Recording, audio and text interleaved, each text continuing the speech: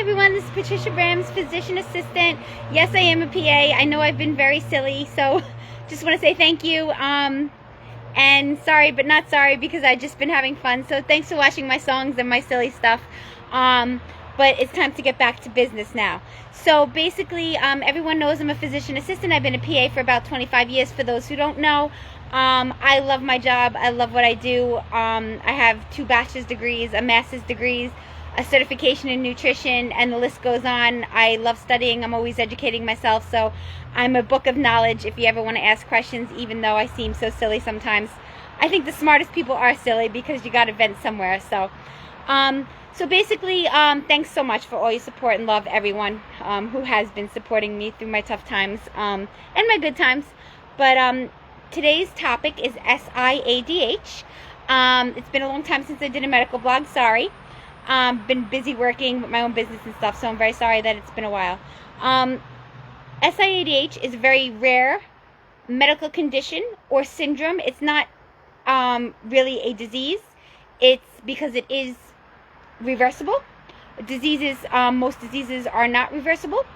SIADH is a syndrome, like I said, or a medical illness, and the reason why it's different from a disease is because you can actually do things to correct it. Syndromes, basically, as this is considered a syndrome, they basically come from other stuff that happens in your life. Maybe you had meningitis one time, or you had COVID, right? And one of the syndromes that you can get after COVID is maybe like asthma symptoms, or some people get depression, which is a syndrome from COVID. People get syndromes from getting bad vaccines sometimes. So syndromes are things that are causes of other events, medical events, or diseases that happen prior to a lifetime, and something just triggers something in your body, and all of a sudden you get that syndrome that you never had before. And this was something that happened to me. SIADH was something that I had found out only I think at the age of 35, and this was after being the healthiest person in the world. It was SIADH coupled with the hypoparathyroidism, which I went over before. Thank God I found out I had both, because one of them caused low calcium, and this SIADH caused low sodium, which caused 3 seizures, and I almost died. I had never had these conditions ever in my lifetime, and they developed, and I'm doing the research and trying to figure out why they developed, and I did learn a lot, and I think I know why I actually developed the SIADH. So I'm going to go over that now. So it's a condition where very high levels of ADH hormone. ADH is antidiuretic hormone. It is a hormone that's produced by the hypothalamus and the pituitary gland. What sets off ADH hormone? It's usually something that sets off the central nervous system. Maybe inflammation in the brain, surgery around the hypothalamus, pituitary surgery. Meningitis will cause inflammation in the meninges and spinal cord. So that affects your brain, and that can set off your ADH to be released, because it is released by the pituitary and the hypothalamus, which is directly a cause of central nervous system stimulation. Looking back now, I'm pretty much sure why I developed the SIADH. There's 2 reasons. One of them being the meningitis that I had in high school. I was 16 years old, and my aunt and uncle knows this story because I was living with them, but I went to sleep one night and I didn't wake up. I was actually wound up in the hospital. They said I was in a coma for 2 weeks. Doctor said I was not waking up. This was the first time in my life that I should have been dead, but I wasn't. So I definitely have a reason to be here today. That's why I really appreciate my life. But yeah, I was in a coma for 2 weeks, and I wasn't supposed to live, but I lived. I woke up one day, thank God, and it was just like a dream, because I just went to sleep and woke up in a hospital. So it was pretty strange, but thank God to my angels, my aunt and my uncle, and my mom, who's always looking out for me. But God obviously had a purpose for me, so here I am. So anyway, your body basically either increases the ADH or it decreases the ADH, depending on what's going on. Your normal cycle is your body figures out what to do with the ADH. So basically, if you drink a lot of water, you will, your sodium and your water osmolarity will go down, which means that you will have a very diluted urine, which is normal, right? Because it's flushing your systems out, so you're not getting, you're not holding on to this fluid in your body. Your body is naturally getting rid of it because of the ADH.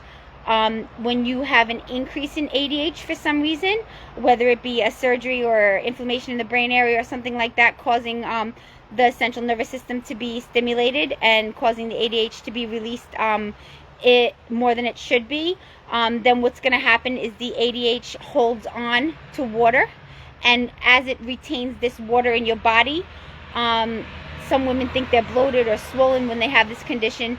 But really it's just the body's retaining this water because the kidneys cannot excrete it because of the ADH hormone that's causing your kidneys to hold on to the urine instead of excreting it. What happens when your body internally is holding on to all this excess fluid? Basically it messes up your electrolytes. Think about it. So you have the fluid in your body and it has normal electrolytes running through it, and they're balanced because everything is in balance when your body is, doing what it's supposed to be doing. So your sodium is in balance, your potassium is in balance, everything is in balance because you have the right amount of water, helping your cells to heal, grow, replicate, whatever they need to do for you. Now, when you have all this water in there, what it's doing is it dilutes the electrolytes in there, and the specific electrolyte that this hormone tends to dilute mostly, and it can be very dangerous and cause comas and death, is your sodium level. So basically what was happening to me was I would drink water, obviously, right, because I used to be an athlete and I would drink, athletes tend to drink more water. So all the water that I was drinking, I wasn't actually peeing a lot, which is weird. I guess I didn't realize it, but my body was retaining it. Do I remember being bloated and swollen back then? Yes, absolutely. I don't get that anymore.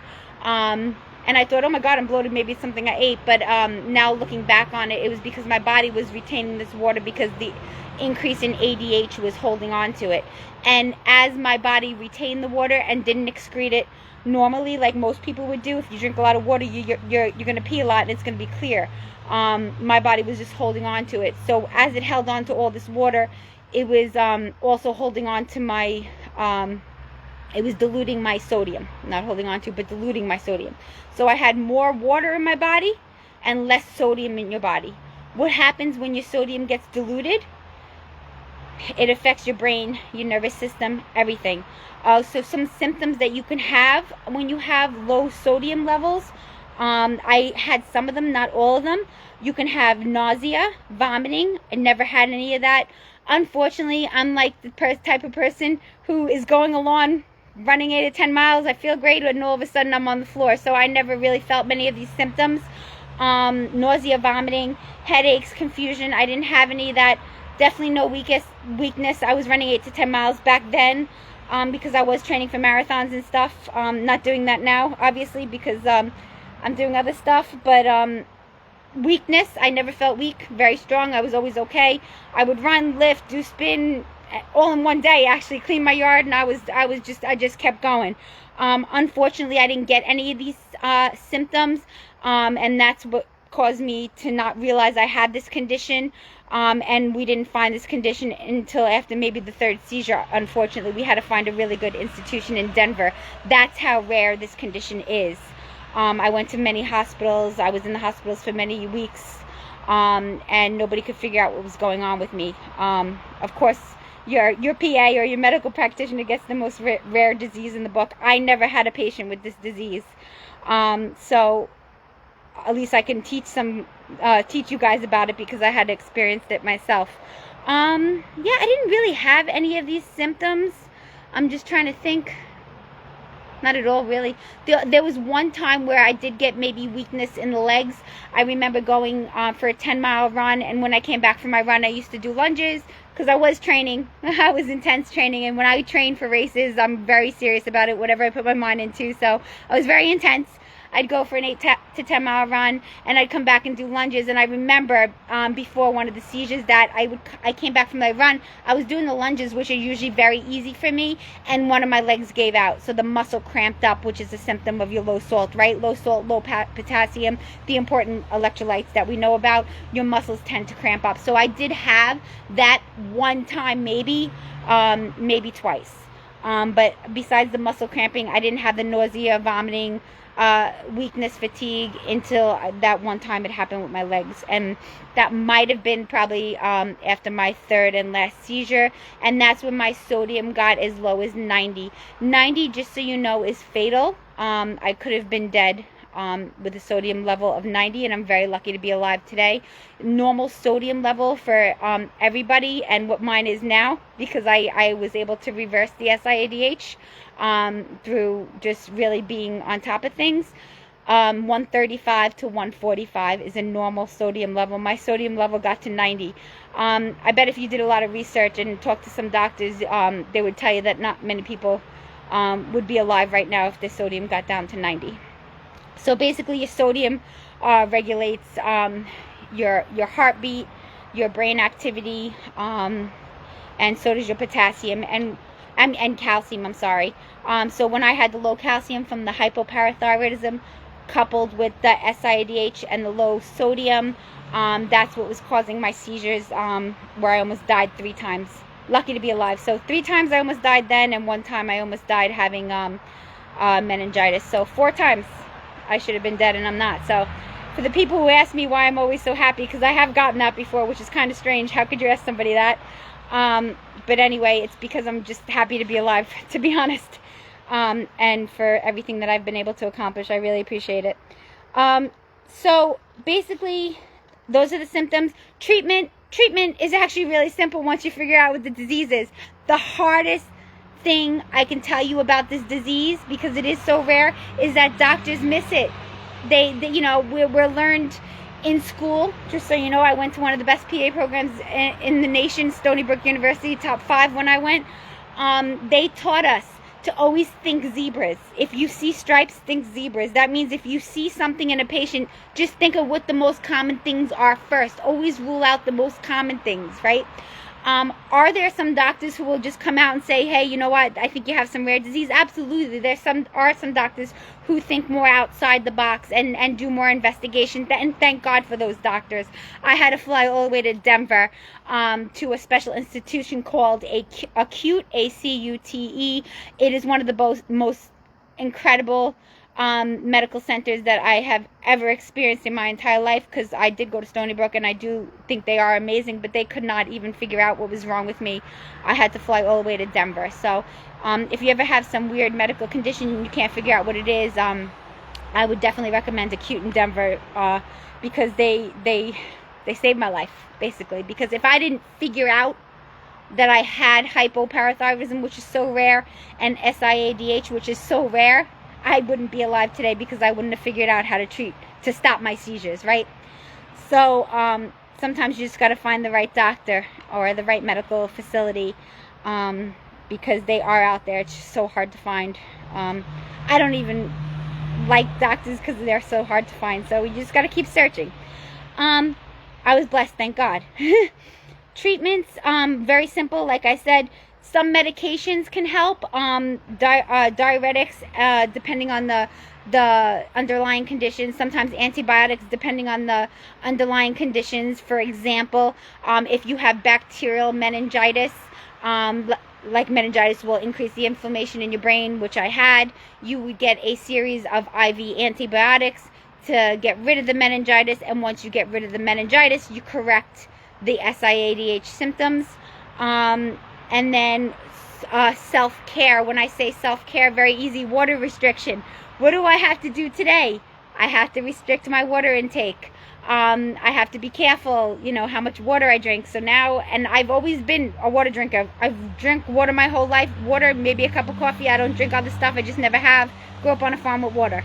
So I guess I just have to be more careful, not drinking too much water. And I have to be very astute in my salt intake. I have to eat a lot of salt. I have to force myself to eat canned vegetables because they're very high in sodium. Instead of buying them fresh, I have to force myself to eat tortilla chips. So I make a lot of dip for myself, and I'll eat a whole bag of chips because it has a lot of salt in it. I need that salt. Any normal person would probably have high blood pressure because of the salt, but my body is not holding on to the salt, so I know that I have to be on top of my salt because of what's going on. So I have been able to reverse this. I have been seizure free for, oh my gosh, I think it's 6 years now, maybe more. Also too, obviously I'm not running every single day anymore. I'm not training for something right now. I kind of just stay healthy and go for walks and do stuff that makes me happy each day. I'm not very serious about training. I was an athlete for, geez, like 22 years, very serious. I've won so many races. I went to nationals. I did 6 marathons. I was very intense. And I bring that up because one of the other causes that I did notice that I read studies about is that long duration endurance exercises can also lead to SIADH. So I did have meningitis in high school. Maybe that led to it. I don't know. Was it a sequelae? I don't know. But I was running at least 8 to 10 miles a day when I had the seizures all of these times. And basically the reason for this is that athletes tend to drink more water, right? Because they're thirsty. They have to drink more water. So that excess water, it stimulates your ADH secretion. And when you stimulate your ADH secretion, your osmolarity of your urine and blood is impaired, and therefore your body retains more water, and when it retains more water, it is decreasing your sodium concentration in your blood, and therefore you don't have enough salt to help your brain cells and your chemicals in your body to work the way they should, your heart to beat the way it should. So long endurance exercise, I actually researched myself. I found out that that can also be a cause of temporary syndrome of inappropriate diuretic hormone. That's what SIADH stands for, syndrome of inappropriate antidiuretic hormone.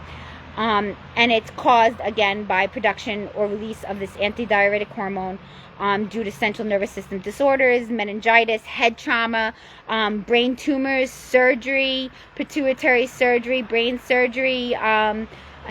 Somebody has a tumor that they have to get removed. This can happen afterwards because it stimulates the CNS system, and when you stimulate the CNS system, that can affect the pituitary and hypothalamus, and that can cause your body to increase too much, stimulate your hypothalamus or pituitary to increase the amount of ADH you're secreting.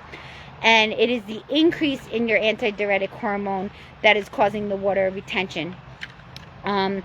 In a normal person, your body will see that your ADH has been increased, and you have a nice normal system that your body uses where it sees that your ADH is increased, so it'll do something to decrease it. It'll go talk to the hypothalamus or pituitary, because the body talks to itself, and it'll tell it the pituitary to stop, causing the increase in the ADH. But when your body is not working properly because of all the inflammation stimulating your CNS, you don't have that normal feedback loop.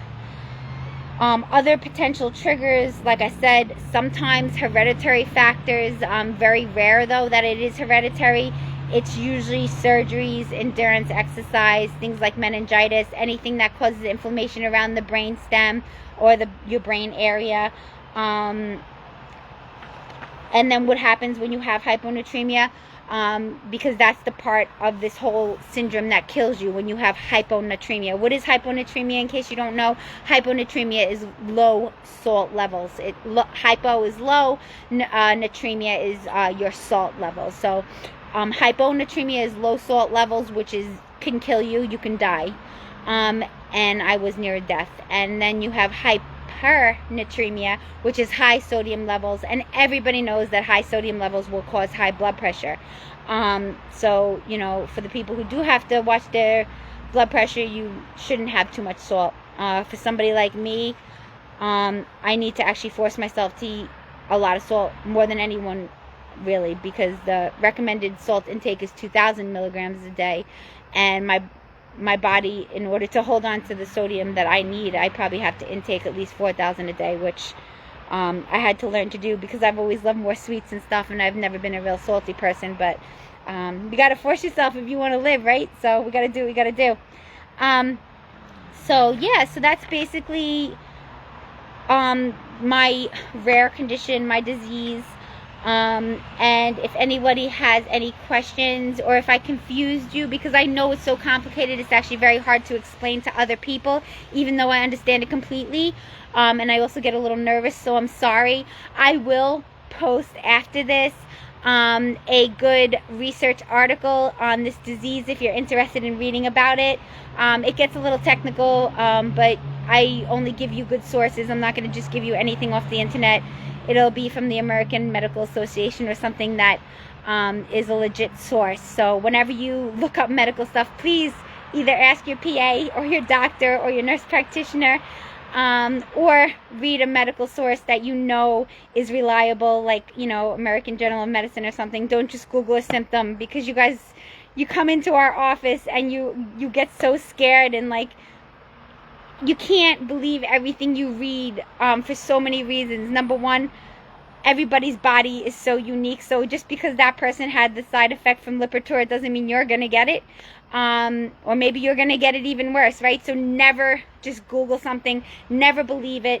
Don't scare yourself. Unfortunately, I didn't scare myself enough, right? I thought I was nothing's ever going to happen to me, right? I'm like the strongest person in the world.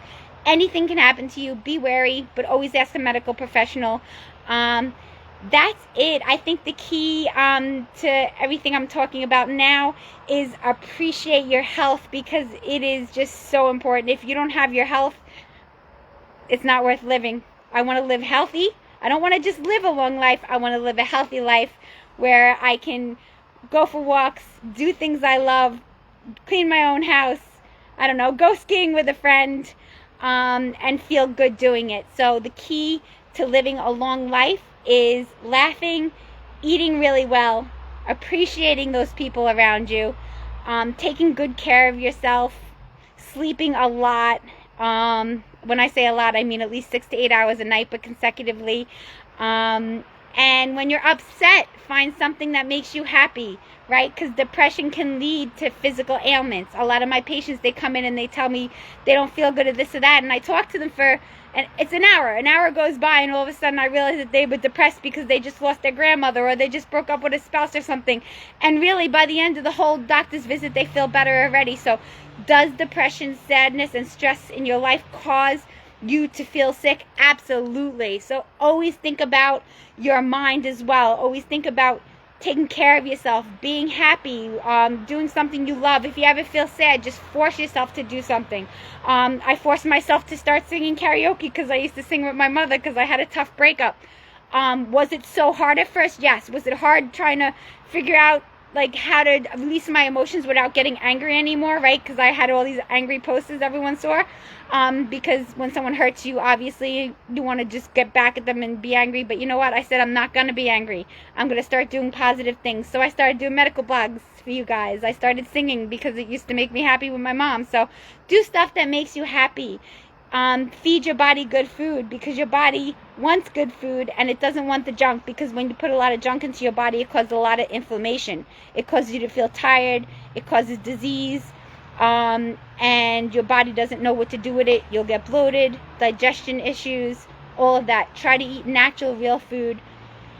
I know it's so funny when I say it, like the cavemen ate. They had less cancer. I don't even know if they had cancer back then. They didn't have diabetes type 2, which is completely caused by environmental. They didn't have any of these rare diseases and obesity and all this stuff that we have today, and it is mostly because we eat a very bad diet, unfortunately. I know it's hard for some people who didn't grow up eating healthy. I grew up on a farm, but so it was easy for me. I love eating healthy food.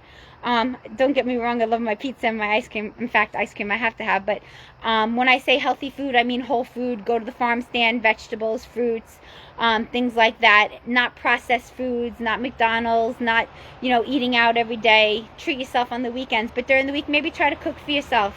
Go to the farm stand, see what you like. Remind yourself that vegetables can be good because you're cooking them right, you know? Just take some time for yourself. Heal yourself. Keep your body healthy, your mind healthy, everything. I'm sorry I talk so much. I just miss doing medical blogs with you guys. And I hope you guys are enjoying everything that I've been posting. I'm kind of just having fun with it. And I hope that you learned something today. And I will be posting some good, legit medical information after this about SIADH. Thank you so much. Love you all. I appreciate you all. Be healthy, be well, and thanks again. Bye.